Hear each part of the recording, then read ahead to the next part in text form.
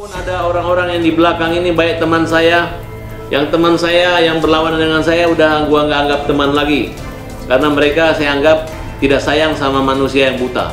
Kalau misalnya masih orang-orang normal lu lawan sih, gue sih masih anggap wah mungkin lu pengen ngetop. Tapi kalau udah lawan orang buta, lu nyerang gue, berarti lu nggak usah berteman sama gue lagi deh, karena teman gue adalah orang-orang yang punya tingkat kemanusiaan. Nah, jadi kalau seandainya ada sahabat saya, ya, menurut saya yang pantas saya hormati, yang pantas saya hargai, saya akan hormati dan hargai.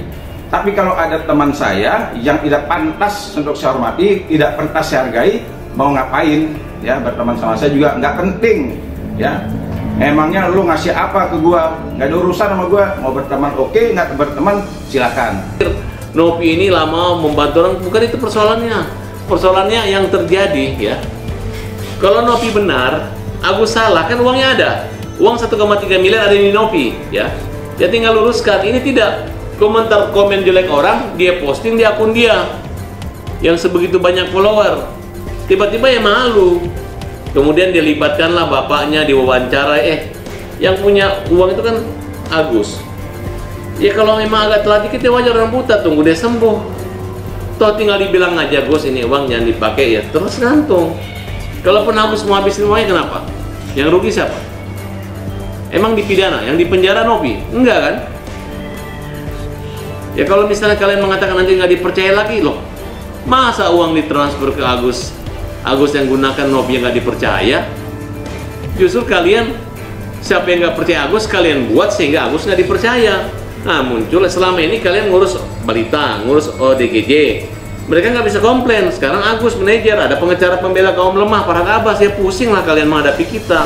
Lalu seolah-olah uang tersebut pengen diminta kembali oleh Agus gitu ya, dengan lawyernya mengatakan kalau memang seandainya uang tersebut dipakai pun secara pribadi oleh Agus, kan tidak merugikan siapa-siapa. Seolah-olah yang rugi siapa? Seolah-olah yang rugi Agus. Itu adalah pemikiran yang kotor. Itu adalah pemikiran yang menurut saya sesat. Ingat, peran Novi begitu besar sehingga orang bisa bersimpati terhadap Agus dan menyumbang terhadap Agus. Justru saya sangat di luar jangkauan pikiran saya. Ada seseorang manusia gitu ya, bisa mengeluarkan kalimat seperti itu, mengeluarkan statement itu, seolah-olah tidak ada masalah gitu. Kalau Novi perannya dihilangkan begitu saja, seolah-olah tidak peduli dengan kebaikan-kebaikan yang sudah Novi buat. Itu kan adalah perbuatan yang keliru, itu adalah perbuatan yang sangat memalukan. Kalau memang Arhab menyadari bahwa ini orang buta, ngapain tenteng ke polisi? Ngapain orang buta diajak masuk ya di arena hukum? Nah sebenarnya yang harusnya menyadarkan diri itu kita atau dia? Masa orang seperti saya nggak tega loh. Kalau saya membawa klien saya tidak bisa melihat ya, bawa ke Polda buat laporan, kalau saya nggak tega saya. Gitu. Jadi sudah, untuk pengacaranya ya, pengacaranya Agus sudah jangan banyak ngomong, jangan lagi berkoar-koar, jangan lagi berucap hal-hal yang justru memperkeruh suasana. Karena kondisinya saat ini jelas Novi adalah orang yang pertama kali memperkenalkan Agus di ruang publik. Novi adalah orang yang membawa Agus ke ruang publik sehingga banyak orang yang simpati dan akhirnya menyumbang. Kan bahaya sekali, seolah-olah Novi dia yang sudah membuat Agus dikenal orang sudah nyumbang, lalu udah lu nggak dibutuhkan lagi, kan seolah-olah kan seperti itu. Ini fatal. Kenapa orang itu nuding orang lain, sementara kan ingat ya, uang itu kan 1,5 miliar, berarti ada dana 200 juta yang lenyap, dia pengobatan pakai BPJS. Nah yang 200 juta itu pertanggungjawabin dong, audit dong, dibuka dong. Nah kalau tidak sesuai donasinya untuk mata, siapa yang melakukan penggelapan? Siapa? Kan berarti orang-orang yang sekitarnya si Agus yang memanfaatkan. Ada istrinya kah, ada siapanya, kan itu jelas bahwa uang itu untuk bayar utang, itu kan nggak boleh. Uang itu dikumpulkan dengan motif dan pertimbangan untuk pengobatan si Agus. Totalnya berapa saya nggak ngerti, kata Haposan. Haposan menilai Agus salah jika uang donasi masyarakat tidak digunakan untuk berobat. Novi, laporin aja Agus daripada Anda dituntut para donatur itu. Laporin kepada polisi, saran Haposan. Haposan mengaku bingung kenapa bisa Agus yang melaporkan Novi, padahal Novi adalah sosok yang membantunya sejak awal. Novi bisa laporkan Agus itu penggelapan uang, laporin aja, gak usah takut, tegas Haposan.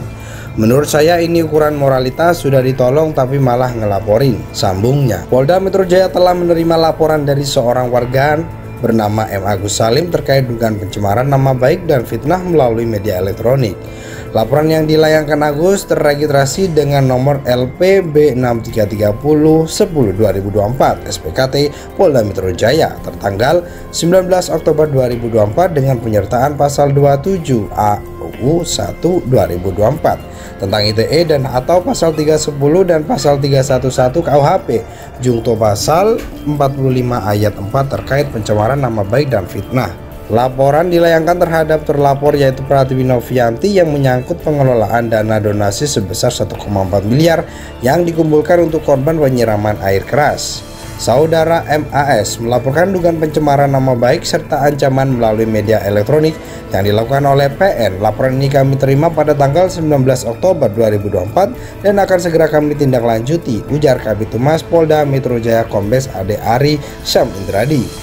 Pengacara Agus Salim menuduh YouTuber Pratiwi Novianti pengguna narkoba. Bukannya marah atau melapor ke polisi atau tuduhan itu, Novi justru melakukan cara berbeda. Aktivis sosial itu membuktikan dirinya bukan pemakai narkoba. Pratiwi Novianti mendatangi Balai Kesehatan dan melakukan tes urin Jumat 25 bulan 10 2024. Hari ini 25 Oktober 2024 saya melakukan tes urin di Balai Kesehatan, ucap Pratiwi Novianti dikutip dari tribunjakarta.com. Akan langsung saya serahkan, katanya. Tak cuma itu, Pratiwi Novianti juga mendatangi Balai Kesehatan Penerbangan untuk mengambil berkas hasil tes kesehatannya saat menjadi pramugari maskapai Sriwijaya Air. Pratiwi Novianti mengaku menjadi pramugari selama 8 tahun dan tak pernah sekalipun memakai narkoba. Hari ini aku habis dari Balai Kesehatan Penerbangan untuk mengambil story medical check up. Aku mulai dari tahun 2012 hingga 2020, ucap Pratiwi Novianti. Terakhir saya medical check up itu di bulan Maret dan saya resign di bulan November 2020. Ini lengkap ya selama saya bekerja 8 tahun di Sriwijaya Air, bahwa saya tidak pernah menggunakan obat-obat terlarang, imbuhnya. Netizen yang melihat video tersebut lalu berharap Pratiwi Novianti melaporkan pengacara Agus Salim atas tuduhan pencemaran nama baik. Ayo kak, tuntut kak yang fitnah kamu atas fitnah dan pencemaran nama baik. Lapor balik teh pencemaran nama baik, tuntut balik pencemaran nama baik teh.